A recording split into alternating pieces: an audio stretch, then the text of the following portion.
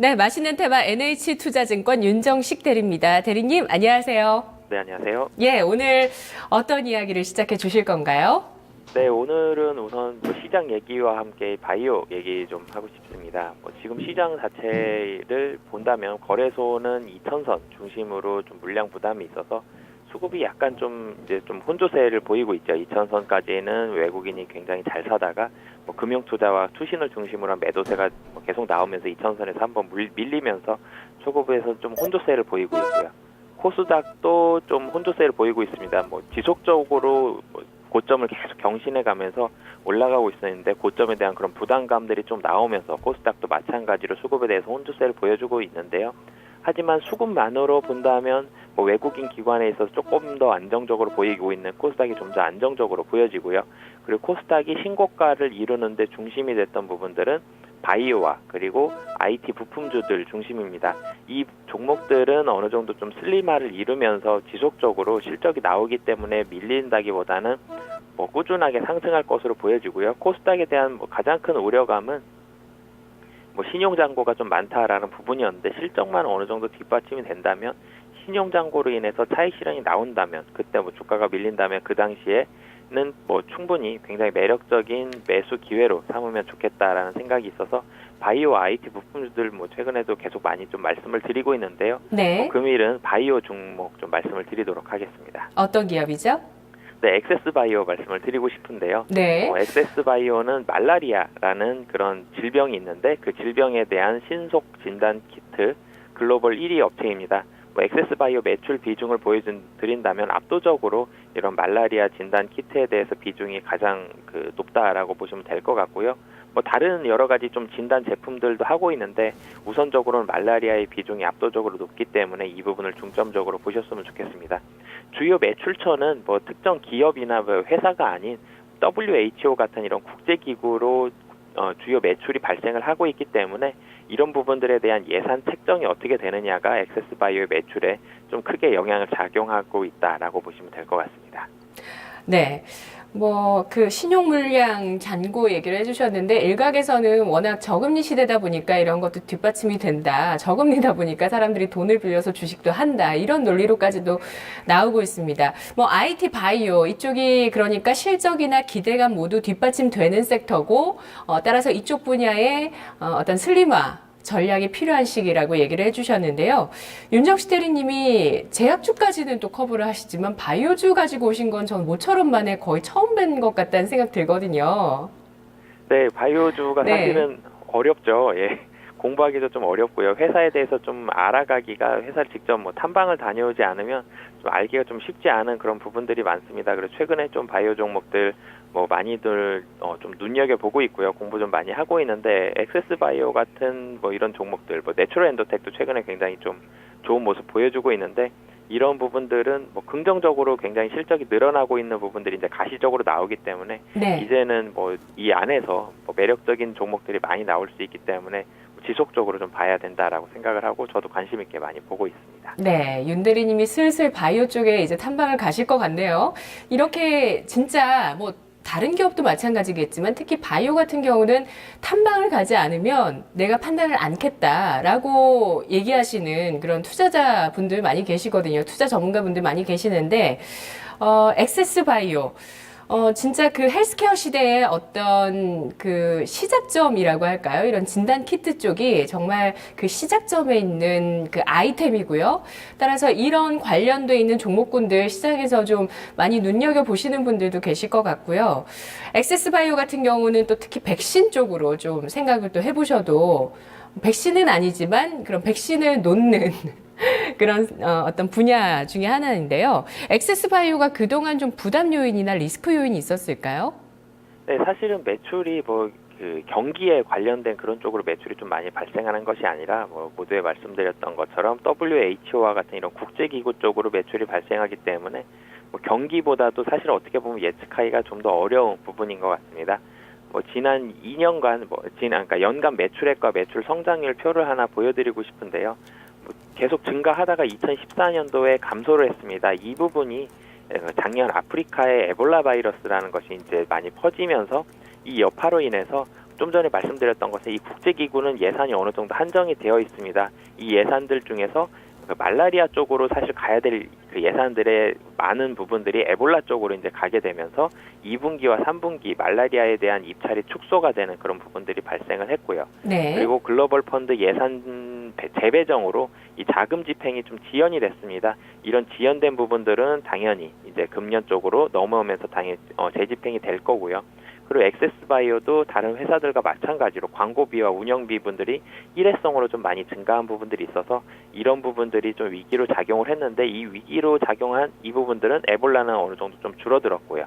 그리고 자금 집행 지연된 부분들은 당연히 2015년도로 다시 재집행이 될 것이기 때문에 좀 긍정적으로 보셔도 되지 않을까라고 판단이 됩니다. 네, 주요 매출처가 국제기구라고 하면 상당히 안정적인 성장성이 또 실적의 안정성이 보장이 될 것 같은 생각이 드는데 또 역으로 이렇게 반영이 될 때도 있습니다. 바로 지난해 4분기처럼 적자 전환했던 것이 바로 그 에볼라 때문에 이쪽을 상대적으로 말라리아 쪽을 집행을 좀 덜했던 측면이 있었어요. 그러면 앞으로 이 엑세스바이오가 이제는 다시 또 모멘텀을 받을 만한 것들이 있을지 어떤 것 보시는지 여건들을 좀 짚어볼까요?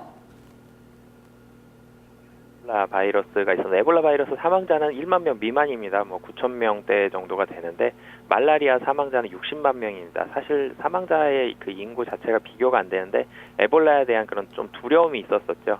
그런 부분들 때문에 예산이 좀 단기적으로 많이 좀 집행이 됐던 부분들이 있었고 당연히 말라리아에 대해서 관심은 지속적으로 나오고 있다라고 보면 될 것 같습니다. 빌 게이츠 재단에서도 말라리아 예산을 30% 정도 증액을 했고요. 그리고 그 엑세스바이오의 후공정 그러니까 말라리아 진단 키트의 후공정 부분을 분담한 에티오피아 법인의 생산 능력이 늘어나고 있습니다. 그리고 말라리아 키트뿐만이 아니라 동남아와 남미 등에서 그 댕기, 그 모기 나올 때 이제 여름에 댕기 관련한 그런 뭐 질병들이 있었죠. 이 관련한 매출들도 2015년도부터는 본격적으로 발생할 것이기 때문에 전체적인 사업 자체가 굉장히 좀 매력적으로 올라가고 있다라고 보시면 될 것 같고요. 그리고 에볼라 영향으로 주춤했던 이 실적은 다시 원래 본 궤도로 돌아온다 그러면 이 부분들은 회복이 된다라고 보시면 될 것 같고요.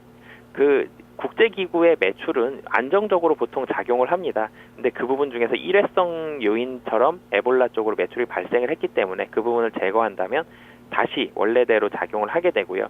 그리고 신제품도 본격적으로 효과가 나타날 것으로 보입니다. 뭐 G6PD라는 이런 뭐 신제품이 있는데 이것도 이제 말라리아 진단 키트라고 보시면 됩니다. 신제품에 이런 진단 키트가 발생을 하고요. 그리고 변종 말라리아에 대한 진단 키트도 있기 때문에 이런 두 가지 신제품 효과도 뭐 당연히 발생할 것이다라고 보여지고요. 그리고 뭐 좀 세부적으로 말씀을 드린다면 주식 소각도 결정을 했습니다. 뭐 전체 2만 7천 주 정도가 되는데 제가 단위가 갑자기 헷갈렸는데 2,700만 주 정도가 되는데 이 중에서 26만 5천 주 정도를 소각을 했기 때문에 주식이 소각된다면 당연히 주식에 대한 가치는 올라가게 되겠죠. 그러면은 엑세스바이오의 주가에도 긍정적으로 작용할 수 있고 그리고 주식 소각을 결정했다는 거는 엑세스바이오의 그런 대주주 쪽에서 엑세스바이오 회사 자체에서 주가에 대해서 신경을 많이 쓰고 있다는 부분이니까 이런 네. 부분도 주가에 긍정적으로 작용할 수 있을 것 같습니다. 네, 결말까지 다 나왔네요. 댕기 관련 매출, 댕기가 뭔가요? 이것도 모기인가요? 네, 그쪽 뭐 모기 쪽으로 해서 네. 열대성 기후 쪽에서 모기 관련한 그런 질병이 발생할 때 나오는 부분이라고 보시면 좀 쉬울 것 같습니다. 예. 그리고 뭐 플러스 알파로 주식 소각도 이슈가 있었고요. 또 13년 기준 매출 비중 말라리아 진단 제품이 80%고요. 뒤를 이어서 HIV 진단 제품이 16% 정도 차지를 하는데 HIV는 어떤 거죠? 네, HIV도 사실은 뭐 그 엑세스바이오는 그렇게 보면 될 것 같습니다. 전부 다 이 진단 키트라고 보면 될 것 같고요. HIV는 사실 후천성 면역 결핍증이라고 뭐 흔히들 아는 그런 부분들인데 이쪽보다는 성장 모멘텀을 뭐 직접적으로는 말라리아 그리고 말라리아의 신제품 변종 말라리아 이쪽으로 이제 키트를 중점적으로 보시면 될 것 같고요. 그리고 그 다음 성장을 보는 게 좀 전 말씀드렸던 것처럼 댕기 관련 진단 키트라고 보시면 좀 더 키포인트를 잡기에는 좀 네. 좋을 것 같습니다. 알겠습니다. 말라리아 사망자가 60만 명이라는 건 지난해 수치인가요? 네, 지난해 기준으로 네. 60만 명이고요. 에볼라 사망자도 지난해 기준으로 1만 명 미만 한 9,200명 정도로 되고 있습니다. 워낙 지난해 에볼라 공포가 컸었기 때문에 이게 엄청 커 보였었는데 뭐 기본적으로 말라리아 사망자는 워낙 많네요. 60배나 더 많습니다. 그렇다 보니까 정말 중요한 진단 키트이고요. 또 글로벌 1위 업체라고 하셨잖아요. 그쵸? 엑세스바이오 글로벌 1위 맞죠? 네, 글로벌 1위 진단 키트 업체입니다. 네, 말라리아 쪽으로요. 따라서 이런 부분들 이제 지난해 기저 효과가 또 있기 때문에 올해 실적 턴어라운드 효과도 있다라는 얘기를 해주시는 건데요. 자, 그러면 전략 한번 세워보도록 할게요. 어제 전거래일에 상당한 장대 양봉을 거의 상한가네요. 상한가였나요? 네, 상한가를 기록했습니다. 예, 오늘 1% 정도 음봉을 내면서 1%의 추가 상승을 보이고 있는데 어떻게 접근할까요?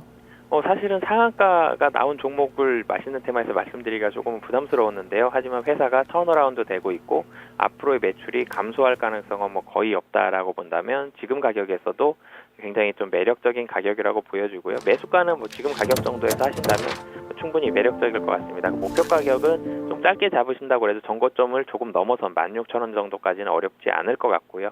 그리고 손절 가격은 12,000원 잡으시고 대응하면 좋을 것 같습니다. 네, 알겠습니다. 잘 들었습니다. 네, 감사합니다.